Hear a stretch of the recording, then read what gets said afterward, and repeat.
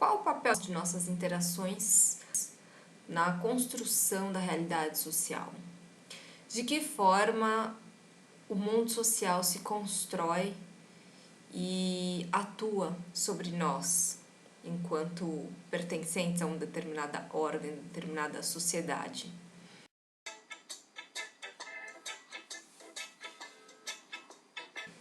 Isso pode ser mais claro hoje se a gente recorrer às ideias da própria antropologia interpretativa, que vai falar da construção social simbólica da nossa realidade a partir da cultura, mas isso não era tão claro ou era visto de uma outra forma lá para meados dos anos 60, quando predominavam análises mais estruturalistas que afirmavam, por um lado, que nós humanos, nós sujeitos sociais, temos pouca liberdade de ação no que diz respeito à mudança social, isso de um lado, e por outro começam a surgir também análises como a de Parsons, que vão apregoar, havia um sistema social que acabava determinando e considerando a questão de sistema como uma coisa muito mais presa e dando pouca liberdade de ação às questões mais individuais e culturais. A construção de tudo que existe em termos de significados, símbolos, formas de agir, ou seja, tudo que abarca a nossa cultura, todos os fenômenos sociais, eles são vistos a partir de uma determinada perspectiva teórica enquanto construções. E aqui eu me refiro a Berger e Luckmann, que vão justamente se contrapor a essa ideia de sistema social de Parsons, que vão se contrapor a uma análise mais estruturalista e vão pensar a construção do mundo social como uma via de mão dupla entre indivíduos e sociedade. Na verdade, seria uma mão tripla, né? Indivíduos, processos e sociedade. E aí que a gente percebe como hoje as nossas interpretações a respeito do mundo social enquanto construção são mais fortes devido à emergência também dessas abordagens que davam um tom não tão determinista às atividades humanas. Porque, por um determinado momento, de acordo com o paradigma funcionalista, estruturalista de Parsons, além das próprias narrativas do marxismo, do Lévi-Strauss, tudo era meio que considerado como um reflexo, né? De cima para baixo. E a realidade da vida cotidiana, na verdade, vão dizer Berger e Luckmann, que deve ser vista como uma construção que parte também do mundo intersubjetivo, construído no cotidiano da vida das pessoas, através de sistemas de comunicação, de linguagem, de interação, que vão usar, sim, símbolos comuns a todos e que esses símbolos transmitem significados, valores, ou seja, eles vão dar importância para a interação, ou seja, até o começo da ideia do interacionismo simbólico, importância da linguagem e da comunicação como meios de produção da realidade social. Então, para Berger, por exemplo, homem e sociedade, ou seja, a humanidade e a sociedade, eles são produtos um do outro. E tem uma relação muito dialética que implica nessa construção do mundo. Nesse sentido, o Berger e Luckmann, eles vão listar uma série de processos pelos quais passa essa construção social. Então, haveria o processo de exteriorização, que é um processo da relação nossa, né, enquanto indivíduos, com o mundo. A nossa vida acaba produzindo a sociedade, a forma como a gente se relaciona pela linguagem, pelas interações que a gente tem. Haveria o processo de objetivação, ou seja, quando a realidade social ela se torna muito particular e tudo que a gente produziu passa a ser concebido como real. Porque por determinados momentos, quando está no início de determinados processos, ainda não tem essa legitimação de realidade. Mas a partir que essas práticas são constantemente repetidas e produzidas na sociedade e geram significados a partir daí, esse produto vai ser concebido enquanto real. Por exemplo, práticas de... Pode ser até a prática mais comum de você usar uma determinada gíria, de usar um determinado termo, e isso ir se espalhando pela sociedade, ou práticas mesmo, formas de interação. Por exemplo, no início, quando os celulares surgiam, as pessoas não sabiam, e até hoje acho que ainda não sabem, isso está se construindo, a lidar com os outros que estão à frente delas e lidar com a tela ao mesmo tempo. Então, como se vai construir a ideia de relação, de interação com o outro na frente dela face a face, e interação com aquele que está no telefone. Geralmente as pessoas pedem licença para sair dessa interação face a face para ir atender uma outra interação.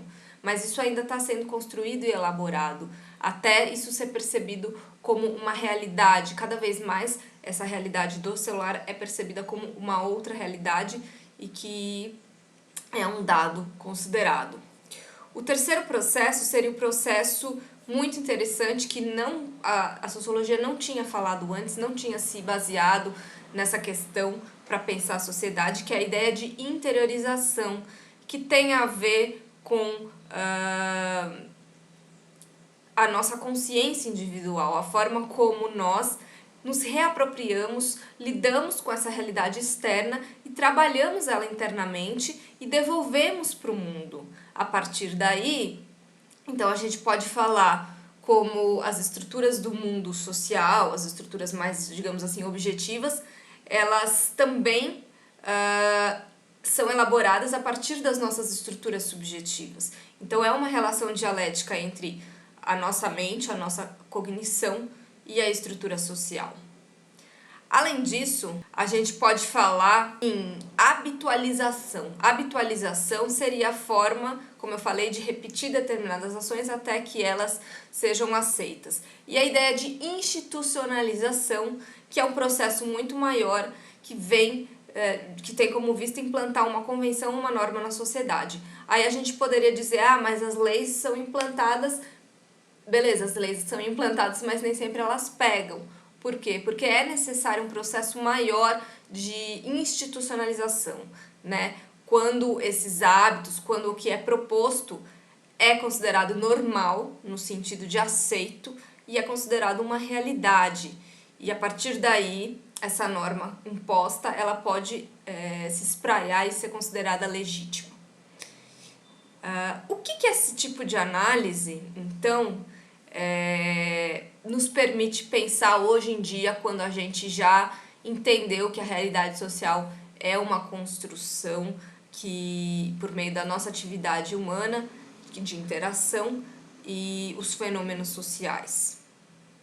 O que é interessante perceber é que esses autores, na verdade, né, Berger e Luckmann, não só o Bergman, eles incorporam diferentes teorias da sociologia para construir uma nova visão das coisas. Por exemplo, eles pegam de Durkheim a ideia de que esse fenômeno social não é uma realidade externa, objetiva, não é uma mera soma de indivíduos que vai compor um fenômeno social, é uma coisa diferente disso, existe uma dinâmica.